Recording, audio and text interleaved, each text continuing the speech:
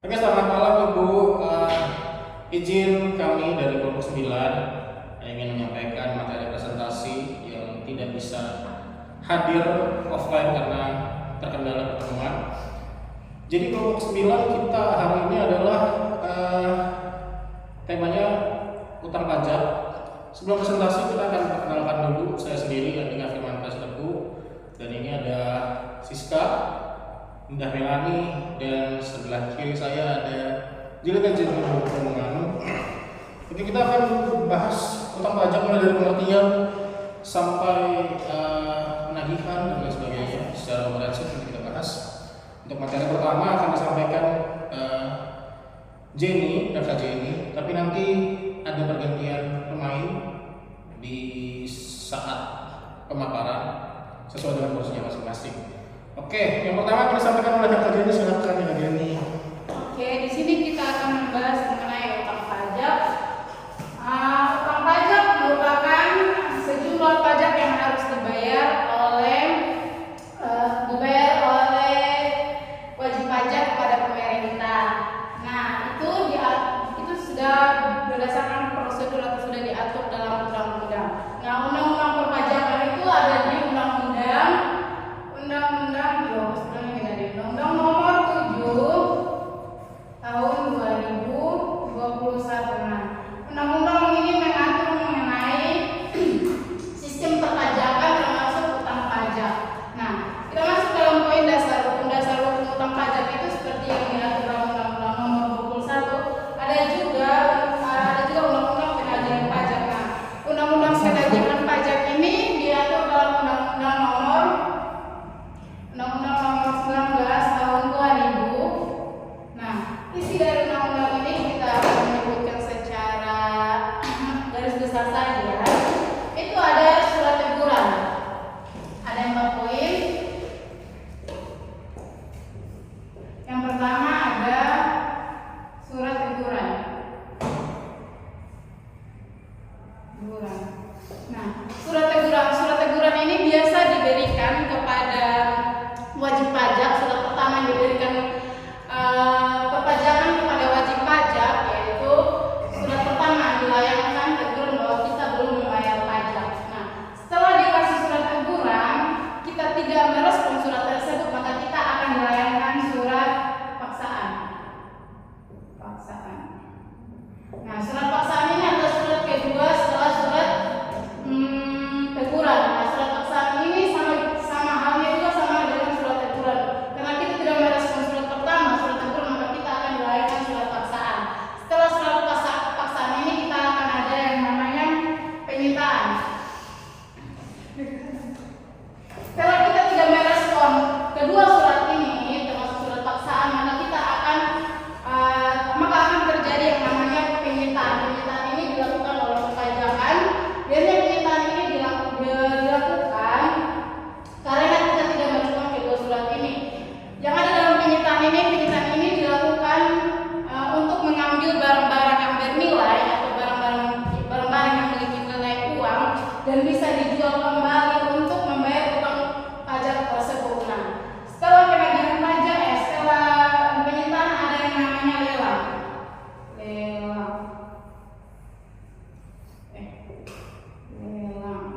Nah, setelah terjadinya penyitaan maka ada yang namanya lelang. Otomatis terjadinya penyitaan sudah pasti ada namanya lelang. Ini adalah hasil dari penyitaan yang akan dijual di sini untuk menghasilkan uang dan membayar pajak tersebut. Sekian dari materi dari saya, akan dilanjutkan oleh teman saya Siska.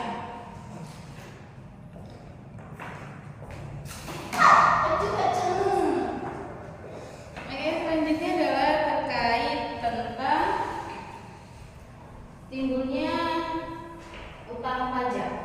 Jadi timbul utang pajak itu karena konsekuensi dari tidak terpenuhinya kewajiban pajak oleh wajib pajak yang sesuai dengan ketentuan perundang-undangan. Dalam sistem perpajakan Indonesia, utang pajak ini timbul kalau misalnya 2 syarat terpenuhi, yaitu ada syarat objektif dan juga subjektif sebagai wajib pajak.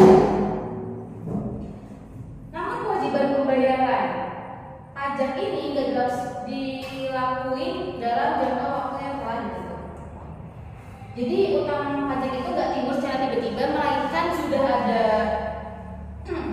prosedurnya, yaitu akibat dari tidak adanya peristiwa hukum yang berkaitan dengan kewajiban perpajakan. Secara normatif, timbulnya utang pajak itu berkaitan erat dengan Undang-Undang Nomor 7 Tahun 2021 tentang harmonisasi perpajakan. Yang dimana dalam sistem ini dijelaskan bahwa utang pajak itu dapat timbul sejak adanya kewajiban pajak yang melekat pada wajib pajak berdasarkan undang-undang, baik karena diperolehnya penghasilan, transaksi kena pajak, maupun adanya objek pajak yang diatur dalam peraturan perpajakan.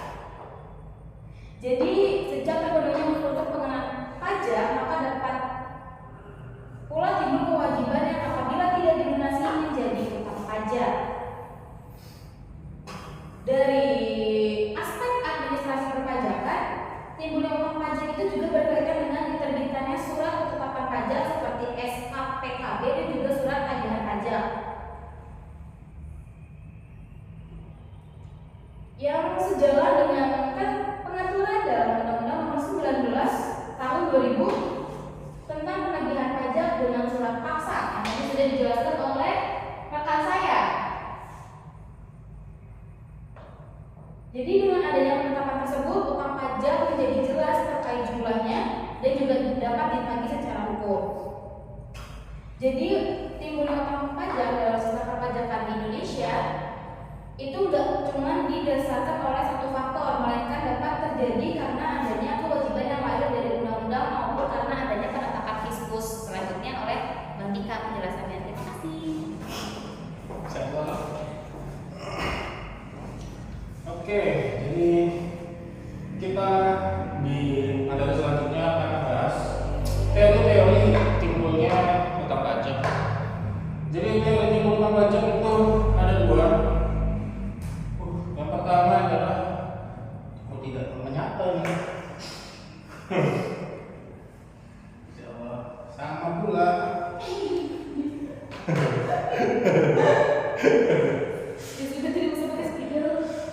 Oke. Mana ceritanya ya? Oke, yang pertama adalah teori formal atau formil ya. Formal. Oke, ini teori pertama, teori formal. Utang pajak bisa timbul berdasarkan teori formal, yaitu adalah hutang yang terbit atas dasar surat yang diterbitkan oleh Direktorat Pajak. Misalkan ada surat SKPKB ya, karena subjek pajak itu kurang bayar pajak, akhirnya keluar surat itu menyatakan bahwa subjek itu berhutang atas pajak. Jadi subjek subjek pajak lagi hutang pajak itu bisa timbul berdasarkan surat dari Direktorat Pajak. Nah yang kedua adalah ada juga ini ceritanya.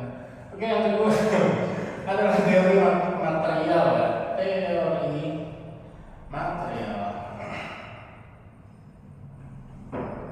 Teori material atau ya biasa orang sebutnya material gitu ya. Jadi teori material ini adalah pajak timbul berdasarkan oleh undang-undang yang berlaku. Contoh, kita punya kendaraan ya, kita punya kendaraan dengan sendirinya kita juga bayar pajak.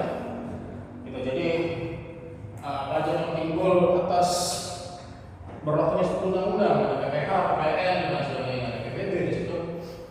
Gitu. Jadi itu ada dua teori ya dari timbulnya pajak. Habis ini sifat, nggak ada ceritanya dong. Oke, kita bicara sifat dari utang pajak. Apa sih sifatnya? Utang pajak itu punya sifat nomor satu ya, yaitu memaksa. Memaksa.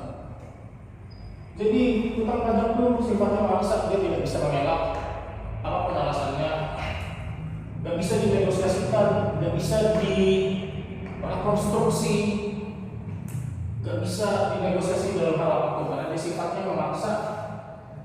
Dia harus punya satu sifat yang memaksa. Jadi ini tidak bisa rekonstruksi dan dinegosiasikan. Implikasinya apa? Karena sifatnya memaksa, dia punya implikasi kalau pajak itu tidak dibayar. Implikasinya apa? Yang pertama adalah ya terbit surat utang pajak ya, terbit surat pajak bisa juga ditagih pajaknya, bisa juga didenda kalau memang dalam undang-undang ada ketentuan denda. Contohnya kayak pajak motor, kalau setahun nggak dibayar itu ada dendanya sekian persen. Bisa dipidana nggak? Bisa dipidana selama case-nya lumayan sulit dan cukup parah dan kompleks. Negara bisa memidanakan subjek pajak atas dasar hutang pajak. Jadi begitu penjelasan kita hari ini perihal hutang pajak dari kelompok 9. Kurang lebihnya mohon maaf. Jadi itu aja materi dari kita. Sekian presentasi kita hari ini. Kurang lebihnya mohon maaf. Terima kasih buat Ibu atas waktunya dan atas kesempatannya, bahwa kita tetap difasilitasi walaupun kita tidak kebagian pertemuan. Jadi dari kita cukup sekian. Assalamualaikum warahmatullahi wabarakatuh. Thank you Ibu.